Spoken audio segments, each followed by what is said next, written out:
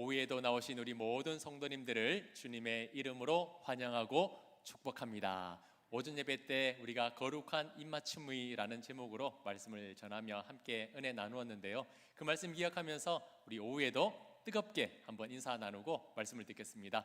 사랑합니다. 축복합니다. 한번 인사 나누겠습니다. 사랑합니다. 축복합니다. 네, 이제 인사가 너무 자연스러워진 것 같고요. 그냥 툭 내뱉는 말이 아니라 우리 성도님들 얼굴에서 환한 미소꽃이 활짝 피어나는 걸 보니까 인사하면 할수록 더 은혜로운 것 같습니다. 아멘. 이 사랑의 고백들이 더욱더 진심이 되고 우리의 가슴 속 깊은 하나님의 사랑을, 마음을 전달할 수 있는 귀한 통로가 되시기를 주님의 이름으로 축복합니다. 아멘. 제가 음악에 대해서 전공하지는 않았지만 악기에는 크게 세 부류로 나눠진다라고 알고 있습니다. 하나는 기타나 바이올린처럼 줄을 켜는 현악기가 있고요. 그리고 트럼펫이나 플룻처럼 불어서 소리를 내는 관악기가 있고, 피아노나 드럼처럼 두드려서 내는 타악기가 있습니다. 악기의 수는 정확하게 알 수는 없지만 각 나라마다 있는 민속악기를 다 포함하면 적게는 2,000개에서 많게는 3,000여 개의 악기가 이 세상에 존재하고 있다라고 합니다. 태어나면서 만나지도 한번 보지도 못한 수천 개의 악기가 우리가 살아가고 있는 이 세상 가운데 있습니다. 그 모든 악기들은요, 모양도 다르고 재료도 다르고 연주하는 방법과 소리도 다 저마다 다릅니다. 만약에 어느 날 이 지구상에 있는 모든 악기를 다 가지고 동시에 연주를 한다라고 생각하면 어떻게 되겠습니까? 아마도 동시에 연주를 딱 시작하면 몇 초도 지나지 않아서 우리는 귀를 닫아버릴지도 모릅니다. 왜냐하면 저마다 악기 소리가 시끄러운 소음으로 들리기 때문입니다. 그런데 여러 가지 악기 소리가 소음이 아니라 아름다운 하모니가 되는 곳이 있습니다. 어디냐면 사진을 한번 띄워주시면 바로 오케스트라입니다. 사진을 보시면 오케스트라 보이는 것처럼 여러 기악 연주자들이 모여있는 단체, 집합체라는 의미입니다. 악기를 다룰 수 있는 사람들이 모여있는 단체라는 뜻입니다. 오케스트라는 적게는 10명 정도로 편성된 실내 관현 악단에서 많게는 100여 명에 이르는 대악단으로 구분됩니다. 그런데 이 단원들이 아무렇게나 자기가 하고 싶은 악기를 들고 올 수 있느냐? 그렇지 않습니다. 이 오케스트라에는 정해진 악기와 정해진 자리가 있습니다. 다음 사진을 한번 띄워주시면 이게 오케스트라 배치도인데요. 잘 보이시는지 모르겠습니다. 보시면 정중앙 하단에 누가 있습니까? 지휘자가 있습니다. 그리고 앞줄에는요, 경우에 따라서는 조금 다르지만 현악기가 그 중에 배치되어 있고요. 그리고 중간에는 불어서 소리를 내는 관악기가 있고, 그리고 제일 뒤편 쪽으로는 어떤 악기가 있습니까? 두드려서 소리를 내는 타악기가 있습니다. 규모나 경우에 따라서 위치는 조금 달라질 수는 있겠지만 이건 지휘자가 자기가 편한 대로, 자기가 마음대로 하고 싶다고 해서 바꿀 수 있는 게 아니라 하나의 약속입니다. 이 악기는 이 자리에, 이 연주자는 이 자리에, 세계 공통적으로 정해진 약속입니다. 100여 명 정도에 되는 이 대악단 같은 경우에는 대략 20가지 정도의 악기를 연주를 합니다. 혹시 우리 성도님들 TV나 공연장에서 오케스트라 연주를 들어보신 적이 있습니까? 저는 큰 규모를 가보지 못했지만 간혹 TV에서 가끔씩 듣는데요.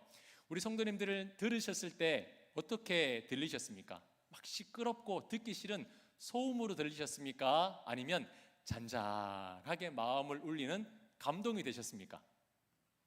네, 실력 있는 이 악단의 연주를 들으셨다면 시끄러워 못 듣겠어 하는 소음이 아니라 어떻게 이렇게 아름다운 소리를 낼까? 아마 감동으로 그 연주를 들으셨을 겁니다. 어떻게 수많은 사람들이 수많은 악기를 가지고 시끄러운 소음이 아니라 아름다운 하모니를 만들 수가 있을까요?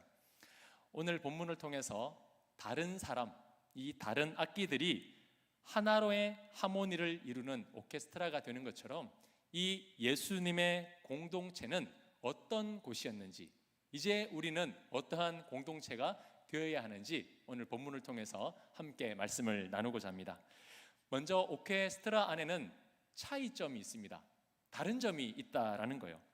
하나의 존재지만 그 안을 들여다보면 다 다릅니다. 먼저 악기의 모양과 재료가 달라요. 어떤 건 나무로 만들었고, 어떤 건 금속으로 만들었고, 어떤 건 플라스틱으로 만들기도 합니다. 예수님의 공동체도 그러했습니다. 우리가 모두 다 알고 있듯이 우리 다음 세대들, 예수님의 제자들이 몇 명입니까? 그렇죠. 아주 크게 대답했어요. 귀가 아플 정도로 크게 대답했어요. 12명이에요. 맞습니다. 12명의 제자를 예수님은 세워주셨습니다. 그런데 그 12명의 제자들을 한 곳에서 불렀느냐? 아니에요. 12명의 제자들을 가만히 들여다보면 저마다 다 달랐습니다. 먼저 그들은 출신이 달랐어요. 대부분의 예수님의 제자들의 출신이 어디냐면 갈릴리 지역이었습니다. 갈릴리는 작고 외진 변두리에 있는 지역으로 어업을 생계 수단으로 하는 그런 지역이었습니다. 하지만 이 가론 유다는요, 이스라엘의 남쪽 유대 지역 출신입니다. 그 말인즉슨 어디 사람일까요? 도시 사람이었어요. 대도시 사람이었다라는 겁니다. 구분하자는 건 아닌데 지역마다 저마다의 나름대로의 특유의 그런 성향이 조금씩 있습니다. 예를 들면 서울 사람들은요, 어떤 일이 있을 때 아주 구체적으로 이야기하는 것을 좋아하는 것 같습니다.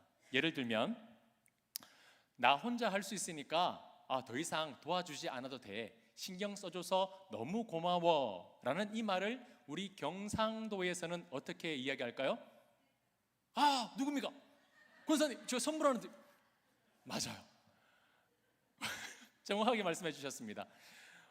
나 혼자 할 수 있으니까 더 이상 안 도와줘도 돼, 신경 써줘서 너무 고마워, 이 말을 우리 대구 사람들은요 길게 이야기하지 않아요. 딱 한마디면 됩니다. 됐다, 끝이에요. 그리고 또 하나 있습니다. 왜? 무슨 일 있어? 어쩌다 그렇게 된 거야? 라는 이 말을 우리는 뭐라고 하죠? 와, 한마디면 끝나요. 굳이 길게 이야기할 필요가 없습니다. 대구 사람은 단 한두 마디의 모든 상황을 정리하는 특별한 능력을 가진 그런 사람인 것 같아요.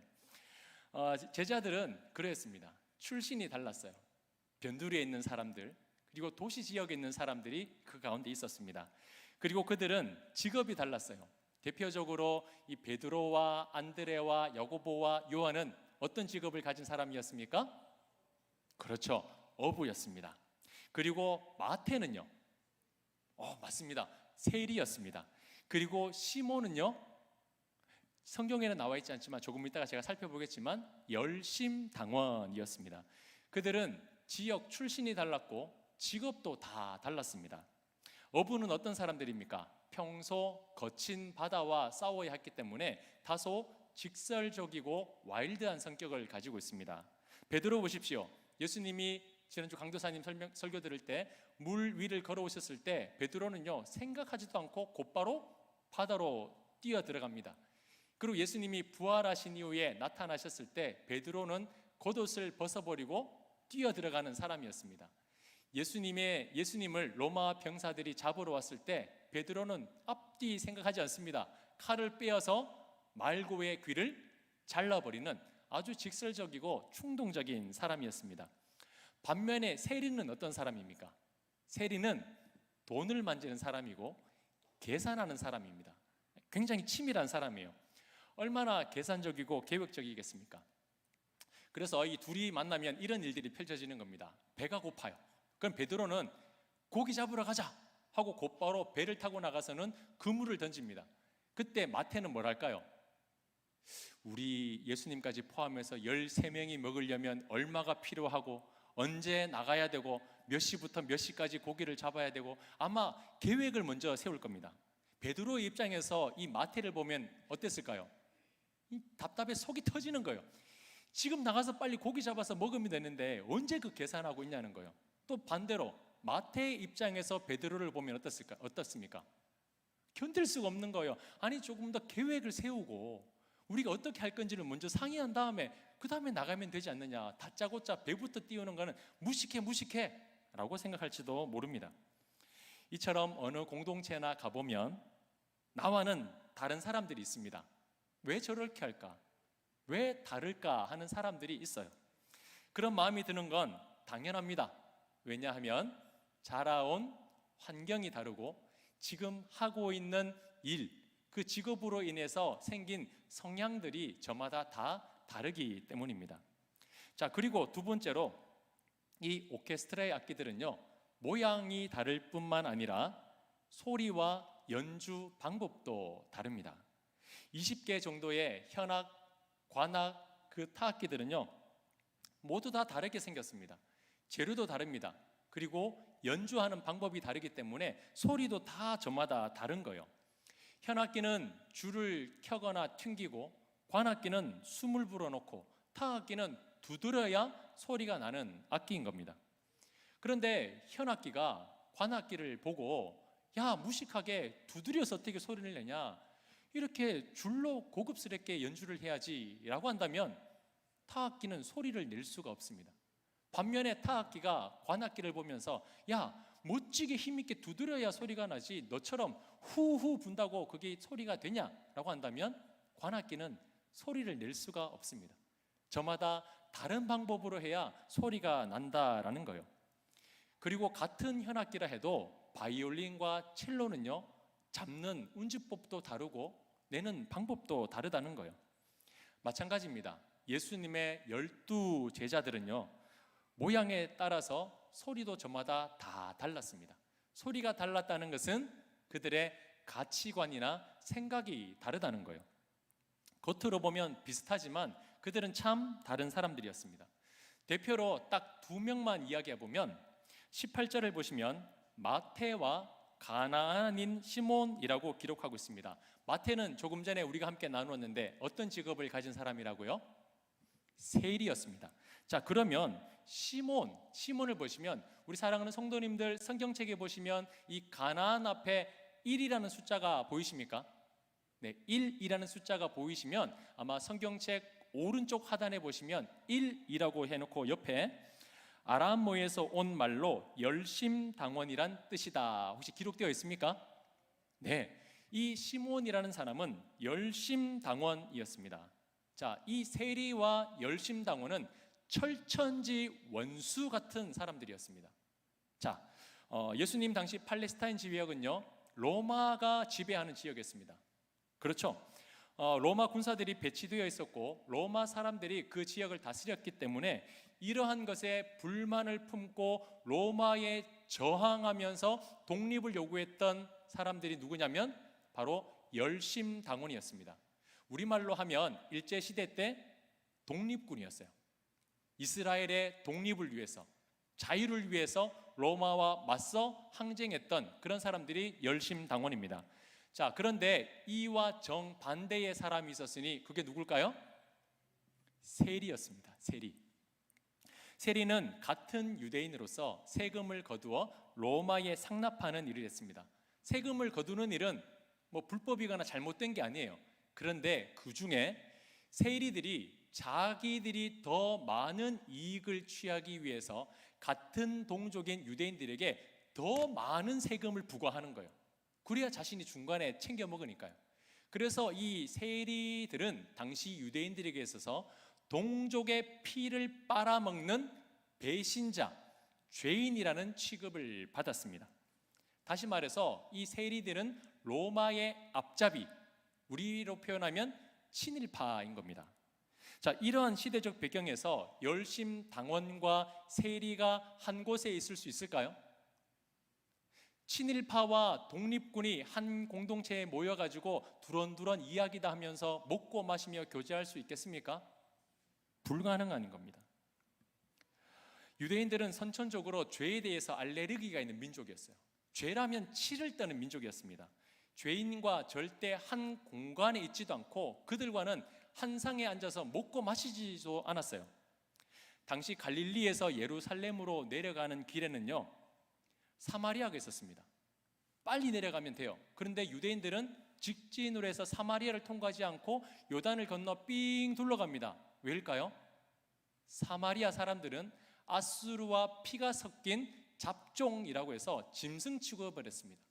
그래서 빨리 갈 수 있는 길임에도 불구하고 유대인들은 빙 둘러서 사마리아 사람들을 만나지 않으려고 돌아갔던 사람들이 바로 유대인들입니다. 그만큼 철저한 유대인들인데 로마의 앞잡이로서 죄를 짓고 있는 그 세리와 같은 공동체에 있다? 이건 상상할 수가 없는 일이에요. 그러나 예수님의 공동체 안에는 그 불가능한 일이 지금 일어나고 있는 겁니다. 달라도 너무 다른 공동체였어요. 출신도, 직업도, 저마다의 가치관도 다른 사람들이었는데 그들이 하나의 공동체를 이루고 있었다는 겁니다. 이것이 어떻게 가능할까요? 다름이 어떻게 하나가 될 수 있겠습니까? 그건 공통점이 있기 때문입니다. 제가 서두에는 차이점에 대해서 말씀드렸는데 이제부터는 공통점에 대해서 말씀을 드리겠습니다. 이 공통점이 있기 때문에 서로 다른 사람들이 하나의 공동체를 이룰 수가 있는 건데요. 자, 첫 번째, 다름을 하나로 만드는 그 첫 번째가 뭐냐면, 자, 다시 오케스트라로 돌아가 보면 사진을 있으면 한번 띄워주시면 감사하겠습니다. 이 100여 명의 사람들이 수십 개의 서로 다른 악기를 연주하는데 그것이 하나의 아름다운 하모니를 이룰 수 있는 이유는 지휘자가 같기 때문입니다. 지휘자. 오케스트라에는 현악, 관악, 그리고 타악 세 파트가 있다고 말씀드렸습니다. 그러면 각 파트별로 지휘자가 한 사람씩 있을까요? 그렇지 않아요.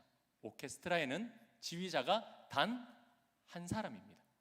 다른 악기를 가졌다 해도, 다른 방법으로 연주한다 해도 이 단체의 지휘자는 한 사람입니다. 100여 명이 자리 잡고 있는 엄청난 규모의 무대지만 이곳을 총괄하는 지휘자는 단 한 사람이라는 거예요.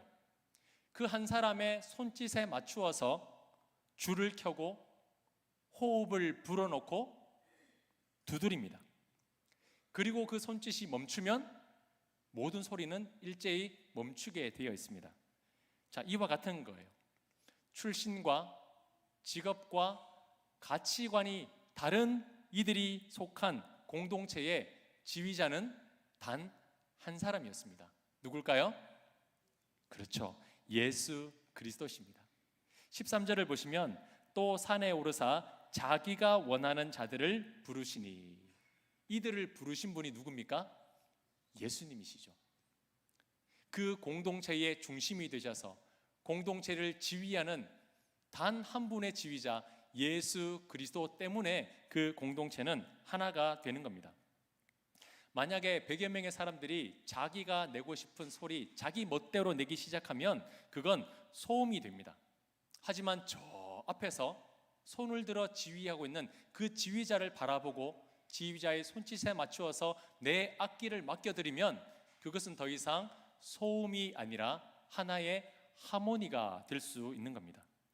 자, 그리고 두 번째로 서로 다른 악기들이 하나의 하모니를 이룰 수 있는 것은 같은 목표를 가지고 연주하기 때문입니다. 자, 이 말이 무엇이냐면 모든 연주자들이 모였을 때에 100명이라고 한다면 이 100명이 나는 이 악보를 보고 연주하고 싶어, 나는 저 악보를 보면서 연주하고 싶어, 난 이게 마음에 들어, 자기가 원하는 악보를 가지고 와서 연주하겠습니까? 아니죠. 누가 나누어주는 악보를 가지고 연주합니까? 그렇죠. 지휘자가 나누어주는 악보를 받아들고 맞추어서 연주를 한다는 겁니다. 그 악보에는 언제 소리를 내고 언제 쉬고 언제 멈추는지 약속들이 기록되어 있습니다. 하나의 악보를 가지고 연주하기 때문에 서로 다른 악기들은 하나의 하모니를 이룰 수가 있는 겁니다. 마찬가지입니다. 예수님의 공동체는 달랐습니다. 다 달랐지만 하나의 목표가 있었기 때문에 그들은 한 공동체가 될 수 있었습니다. 자, 오늘 본문 14절과 15절을 다시 보시면 이에 12를 세우셨으니 이는 자기와 함께 있게 하시고 또 보내사 전도도 하며 귀신을 내쫓는 권능도 가지게 하려 함이라라. 아멘. 예수님께서는 함께 있게 하시고 전도도 하며 권능을 주셔서 악한 것을 내쫓기 위하여 이 12명을 세워주셨습니다. 자, 이 세 가지를 하나로 표현한다면 하나님 나라를 세워가는 거예요. 하나님 나라를 세워간다는 이 한 목표를 가지고 제자들을 불러주셨다는 겁니다. 가치관, 출신, 생각은 달랐지만 하나의 목표를 가지고 그들은 한 공동체를 이루어가고 있었습니다. 놀라운 것은 서로 다른 이들이 이 목표 안에서 하나가 되고 있었다는 겁니다. 서로 죄인 취급하면서 죽일 듯이 싸웠던 열심당원과 그런 세리 마태는 예수님 공동체 안에서 함께 동력하고 있습니다. 그들은 자신의 목숨을 버리면서 십자가의 복음을 증거하며 함께 순교의 길을 걸었습니다. 야고보와 요한은 어땠을까요? 사마리아 사람들을 너무나 증오했습니다. 오늘 본문 17절을 보시면 이 야고보와 요한에게 보아너게, 우레의 아들이라는 이름이 더해졌습니다. 이 배경을 아마 아시는 성도님들도 계실 겁니다. 전도할 때에 이 사마리아 사람들이 그들을 반겨주지 않았습니다. 배척했죠. 그래서 야고보와 요한이 예수님, 이 저 땅에 번개 불을 내려가지고 저 사람들 다 불태워 죽일까요? 라고 예수님께 말한 겁니다. 예수님이 그 사실을 기억하시고 나중에 이름을 주실 때에 너희들은 번개의 아들, 우레의 아들이다 라는 이름으로 보아너게라는 별명을 붙여주신 겁니다. 야고보와 요한은 이처럼 불같은 사람이었습니다. 사랑, 관용, 이해 이런 건 찾아볼 수가 없었어요. 오직 자신의 출세, 자신의 만족을 위해서만 살았던 사람이었습니다. 그런데 이 야고보와 요한이 어떻게 인생을 마쳤는지 아십니까? 야고보는 주님의 복음을 증거하고 많은 사람들에게 예수 그리스도의 복음을 증거하다가 헤롯 시대에 처음으로 죽임을 당한 최초의 순교자가 되었습니다. 그리고 요한은요, 불을 내려 죽여버리라고 말한 그 요한은 하나님은 사랑이십니다. 하나님은 사랑이십니다. 많은 사람들에게 하나님을 증거함으로써 사랑의 사도라는 별명을 가지고 반모섬에서 마지막 인생을 마치게 된 것이 바로 사도 요한이었습니다. 시작은 달랐습니다. 모양도 달랐고 살아가는 방식도 다 달랐습니다. 하지만 이들 제자 공동체는요, 한 목표를 향해서 하나의 뜻을 이루며 살아가는 사람들이 되었다라는 겁니다. 하나님 나라를 위해서 시몬은 투쟁의 칼을 버렸고 마태는 돈과 권력을 버렸고요, 야고보와 요한은 증오와 분노를 버렸습니다. 하나님 나라라는 한 목표를 위해서 그들이 가지고 있었던 모든 것을 내어놓고 예수 그리스도의 뜻을 붙잡으며 그분을 위해 살았던 사람들로 바뀌었다라는 겁니다. 자, 그런데 이들 중에 안타깝게도 한 분의 지휘자를 바라보지 못한 사람이 있었으니 그게 누구냐면 19절에 나와 있는 가롯 유다였습니다. 다른 사람들은 성령의 충만함을 받고 예수 그리스도께서 주시는 한 목표를 가지고 최선을 다해 살아가려고 했습니다. 그러나 이 가롯 유다에게는 다른 마음이 들어왔습니다. 결국 가롯 유다는 다른 지위가 따라 세상의 왕국을 꿈꾸고 세상의 권력과 욕심에 눈이 멀어버렸습니다. 결국 예수님의 지위를 따르는 것이 아니라 자기의 정욕을 채우기 위해 예수님을 은삼십에 팔아버리는 그런 배신을 저지르게 된 것입니다. 하나님 나라의 아름다운 하모니를 맛보지 못하고 비참한 최후를 맞이했던 사람이 바로 가롯 유다였습니다. 사랑하는 성도님들, 우리들은 개개인이 다 다릅니다. 이 자리에 계시는 우리 성도님들 출신도 다르고요, 살아온 환경도 다르고요, 살아가고 있는 오늘의 삶의 모습도 다 다릅니다. 다르기 때문에 찾아오는 여러 가지 일들이 있습니다. 그걸 우리는 갈등이라고 말합니다. 갈등은 한자로 보면 갈은 칡을 말하고요, 등은 등나무를 말합니다. 자, 이 두 식물 다 비슷하게 생긴 덩굴성 식물입니다. 그런데 중요한 것은 이 두 식물이 자라는 방식이 다르다는 거예요. 칡나무는 식의 반대 방향인 왼쪽으로 감아 올라갑니다. 근데 등나무는요, 반대인 오른쪽으로 감아 올라갑니다. 자, 그래서 이 갈과 등이 한 곳에 만나서 자라면 어떻게 됩니까? 칠근 왼쪽으로만 감고 등은 오른쪽으로만 담으니까 서로 꽁꽁꽁꽁 얽히고 설키는 겁니다. 그래서 결국 서로 자라지 못하게 해서 죽는 것이 바로 갈등이라는 의미입니다. 성도님들, 서로 다른 사람들이 모여 있습니다. 교회는 갈도 있고 등도 있습니다. 누가 맞다 틀리다가 아니에요. 하지만 이 갈과 등이 만나서 서로를 죽이려는 순간 결국에는 둘 다 죽게 됩니다. 아름다운 그들의 덩굴을 채 보여주지도 못한 채 죽임을 당하고 맙니다. 그런데 우리는 오늘 이 말씀을 통해서 갈과 등이 하나로 이루는 모습을 보게 됩니다. 어디 안에서요? 예수 그리스도 공동체 안에서 아름다운 모습으로 바뀌는 것을 보게 됩니다. 예수님께서 우리에게 요구하시는 것은 갈과 등이 만나 갈등이 되어서 서로 칭칭 감아서 죽이려는 모습을 보려고 하시는 것이 아니라 서로 다름의 아름다운 악기, 성품, 성향을 주신 것을 서로를 위해서 아름답게 연주하기를 원하고 계십니다. 예수 그리스도의 한 분 지휘자의 손짓에 맞추어서 아름다운 하모니를 내길 원하시는 분이 바로 우리 하나님이라는 사실입니다. 사랑하는 성도님들, 2025년이라는 새로운 악보가 우리에게 주어져 있습니다. 주님께서 이 악보를 우리에게 다 나눠주셨어요. 이제 연주하기를 소망합니다. 아름다운 하모니가 일어나기를 소망합니다. 우리 사랑하는 모든 성도님들, 한 분 되시는 지휘자 되신 예수 그리스도의 손짓을 보고 내게 주신 은사와 달란트에 맞게끔 아름다운 연주의 소리를 낼 수 있길 간절히 소망합니다.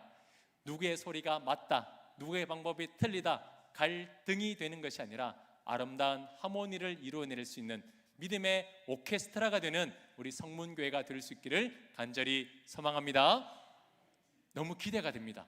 우리의 하모니를 듣고 많은 사람들이 감동을 받고 우리가 내는 아름다운 소리를 듣고 많은 사람들이 그 소리를 듣고 싶어 찾아오는 그런 좋은 하모니를 내는 공동체가 되었으면 좋겠습니다. 우리 서로 한번 이렇게 축복했으면 좋겠습니다.